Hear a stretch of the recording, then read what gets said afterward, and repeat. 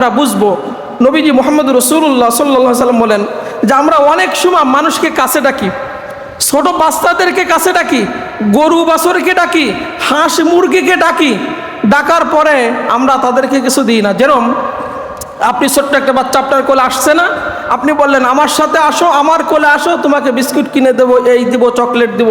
নবীজি বলেন তোমার কাছে আসলো, তুমি যদি তাকে না দাও তাহলে আল্লাহ রাব্বুল আলামিন ফেরেশতাদেরকে বলে, ফেরেশতারা লিখে দাও আমার এই বান্দা মিথ্যাবাদী। আপনি গরুর সামনে একটা খালি বালতি নিয়ে আপনি গরুকে ডাকলেন, গরু আপনার কাছে আসলো, অথচ গরুকে আপনি কিছু দিলেন না। গরু তো লোভে আসছে, হয়তো পানি দিবে বা খাবার দিবে, আপনি তাকে নিয়ে আসলেন, আপনি তাকে কিছু খেতে দিলেন না। নবীজি মুহাম্মদ রাসূলুল্লাহ সাল্লাল্লাহু আলাইহি সাল্লাম বলেন তাহলে কিয়ামতের ময়দানে আল্লাহ রাব্বুল আলামিন তোমাকে মিথ্যাবাদীর কাতারে দাঁড় করাবেন। এই যে আমরা হাঁস মুরগিরে ডাকি, বিভিন্নভাবে খাবার দেওয়ার ওসিলায় বা ধরার জন্য আমরা হাঁস মুরগিকে আমরা ডাকি, দেখা যাচ্ছে হাঁস মুরগি আপনার ডাকে আসলো, আপনি তাকে খাবার দেন নাই, আপনি তাকে।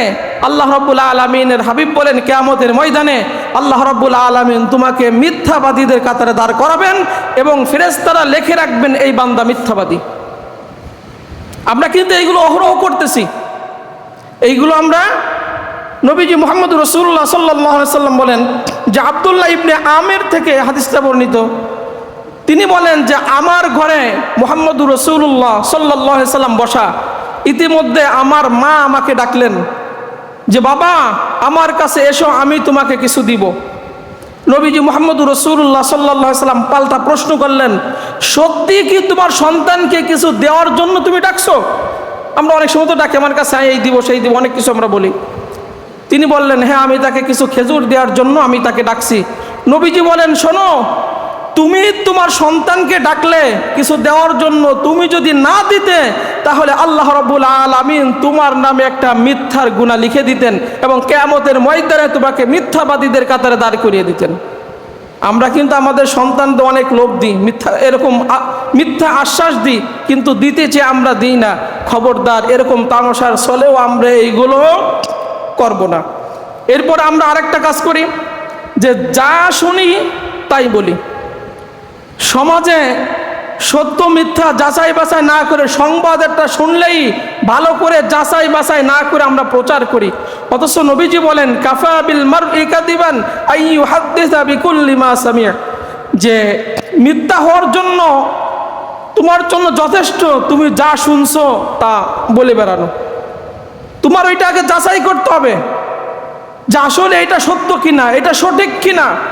কিন্তু আমরা যাচাই বাছাই না করে একটা খবর শোনার সাথে সাথে আমরা এটা কি করি, অথচ মিথ্যাবাদী হওয়ার জন্য এতটুকুন যথেষ্ট। নবীজি বলেন যে যা শুনলে সেটা তুমি সাথে সাথে বলে দিলে, তোমার এটা আগে শিওর হইতে হবে যে আসলে এটা সঠিক আছে কিনা, ঠিক আছে কিনা। আর এইটা যদি কোনো আলেমদের ব্যাপারে হয়, যা শুনছি সাথে সাথে, তাহলে তো আলহামদুলিল্লাহ, ওই তো না 14 গোষ্ঠী পর্যন্ত আমরা আলোচনা সমালোচনা করে ফেলি। অথচ আমরা যাচাই বাছাই করি না যে তথ্যটা আমরা শুনছি আসলে এই তথ্যটা। আর বর্তমান এখন মিডিয়ার যুগে এই ভুয়া নিউজটা বেশি ছড়ায়, ভুয়া নিউজটা বেশি ছড়াচ্ছে। এজন্য আমরা সাবধান হয়ে যাই, যেইটা আমি শুনছি, যেইটা আমি জানছি, এইটা সঠিক আছে কিনা এইটা আগে কি করা, যাচাই বাছাই করে নেওয়া। আল্লাহ